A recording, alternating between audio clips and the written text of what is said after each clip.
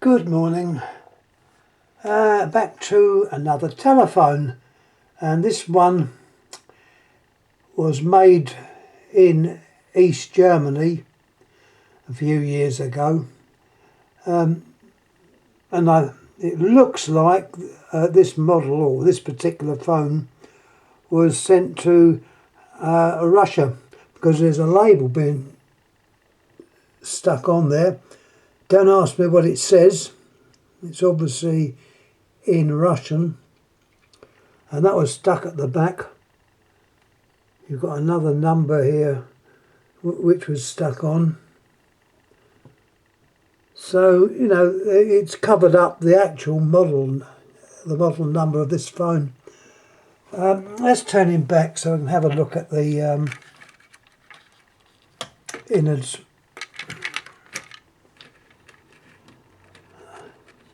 Here we have not, I don't know, it's, in my opinion, it's not a particularly well made phone, but unfortunately the East Germans were limited to the amount of money and equipment to build a better type of phone. So these were very, very basic. Originally they had a dial. Well, this one I picked up, I don't know where I got it from, it's probably eBay, has the press button on it. Now look at the the complications on that touch button, which by the way sends out pulses. It's not tones. Masses of chips, that large chip in the middle. You've also got there, which looks to me like what they call a crystal. Loads of resistors, loads of capacitors, so quite a complicated job. I think now or later they became more simple, but this one, as I say, pulses of pulses. It doesn't do anything else as far as I know. There's no switches or anything to change over to tone, so pulses, I think. The rest of the insides of the case. Now it's got a name up here, RFT. This seems to be a well-known manufacturer of the phones in East Germany. As I said, because of limited availability, I suppose, of parts and materials, they tend to be very cheaply, in my opinion, made. Look at that case. It's in a plastic, but it's not a particularly good plastic, so much so that turn him over, there's the front of it, there's a little bit of damage there. Looks like someone's pressed the one button and it's just pressed through the actual plastic, which is a pity. It's not a bad shaped phone, to be quite honest, but it's very basic inside. Well, apart from the keypad, which is, in my opinion, quite complicated.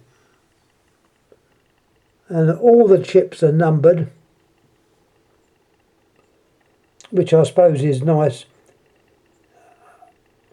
Don't know, that's got 84. Does that refer to 1984? I don't know. There's no other date inside.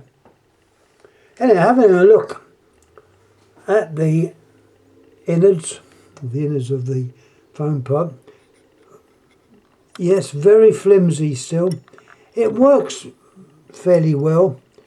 It's all plastic. The printed circuit has the main stuff that you expect us to find on it. Very tiny side tone coil. This component down there is for your anti-clicks, which is connected to the earpiece, so you don't get any clicks. A couple of capacitors. Got various numbers on there. As I say, it's what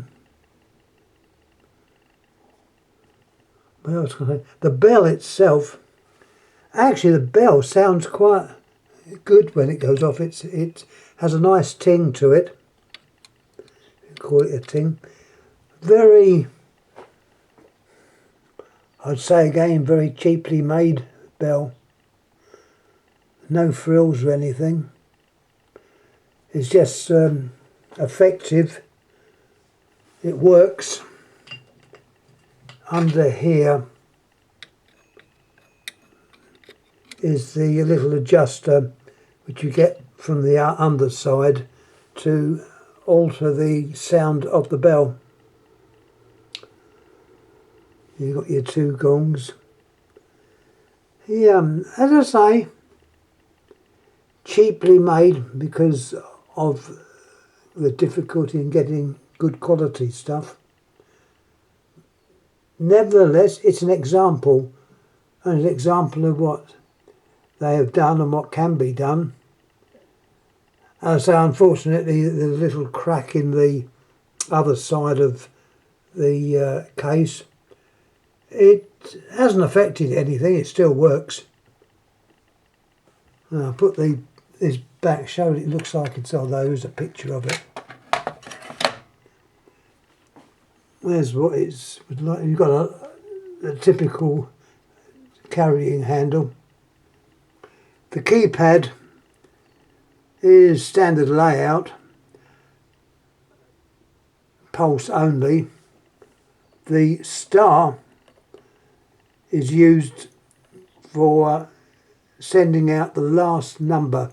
So if you've put in 1471, which in England tells you who the last caller was, or the last number that was, I think, it's just, I'll get myself mixed up. It tells you who the last caller was and date and that.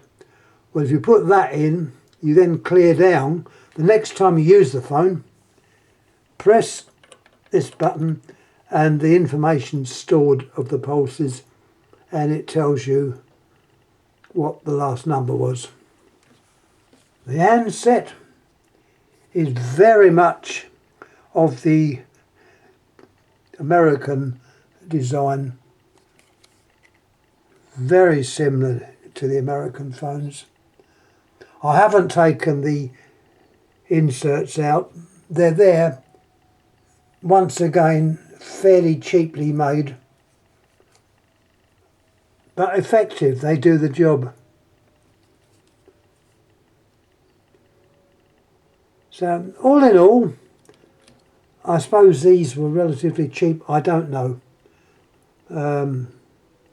but not the best build quality you would find. The line cord is very simple. Two wires, a white and a sort of off brown colour. The clip that holds it would hold it in just a bit of wire shaped around there. So once again, very simple again, but effective. And having said that, this phone does work. I don't know the year of manufacture. It's probably late 70s. It could even be the 80s. You've got your number there of the last subscriber. You've got a blank there to the earth button, because this hasn't got an earth button. It's just blanked out. And yeah, having said that and been rude about it on places, I'm very annoyed about this little crack here. The easiest way around that is to mix up a little bit of araldite, only a little bit, and just gently let it run in that space. Alright, it'll show, but it'll probably prevent the crack going any further. Or you can just leave it. You hardly know it's there, but it is there. Your buttons are pretty good. Occasionally they might stick, but I say I haven't used this for years, so we have to remember is if the thing's not being used, it might get a bit sticky. But it's okay. Anyhow, that is more or less it. I would say the handset's fairly light, so it means you could be on the phone for hours without getting tired. Your cables are black once again, which is similar to that phone I showed yesterday, the Starlight from Italy. They use a black cord as well, so it's probably a standard idea. It keeps costs down. Once again, either have a cord of white or black, goes with any other colour the actual phone may be. Anyhow, I'm gonna shut up now because I've been talking too long. Thanks again for any comments made on my last little video I put in of the mercury vapour lamp. I would agree it is quite a rare lamp, and the chances of getting one I would think are pretty slim. But when I was a kid, they were probably quite plentiful. When I say plentiful, they were obviously more in use. But now they're almost, I suppose, a museum piece. Anyhow, that's all I'm going to say today. I don't know what else I'm going to put up. I'll try and put another item up. But anyhow, thanks again for watching.